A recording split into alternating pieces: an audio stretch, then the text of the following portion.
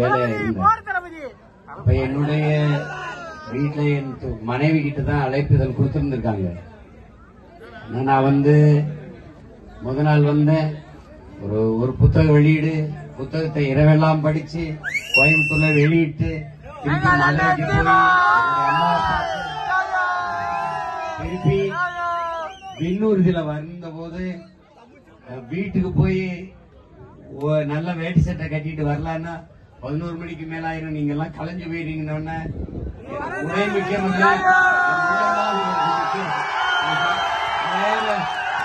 நேரா விண்ணூர்தினா உங்களுக்கு தெரியாது.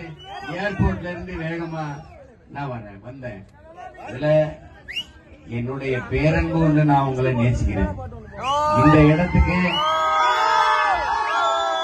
அப்ப இந்த கோயிலுக்கு ஒரு பிரச்சனை வரும்போது நான் சொல்லிட்டு போனேன், என் உயிர் இருக்கிற வரை இந்த கோயிலை காப்பாற்ற நான் உயிரோட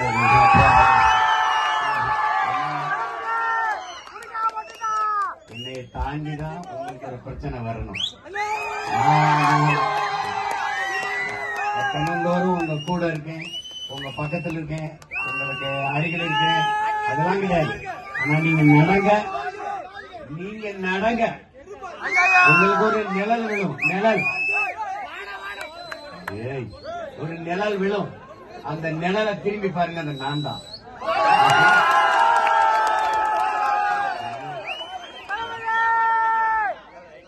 கடலுக்குள்ள பேனா வைக்கிறேன் நாங்க.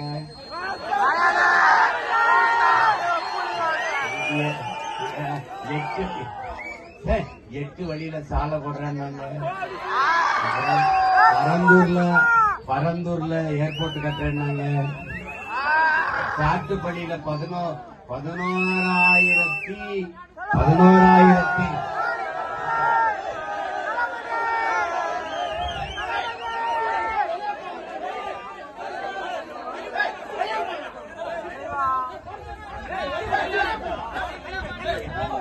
நீங்க எதோட உணர்ச்சி வசப்பட்டாலும் உயிரோடு இருப்பீங்க. மின்சாரத்தோட உணர்ச்சி வசப்படாதீங்க, உயிரோடு இருப்பீங்க.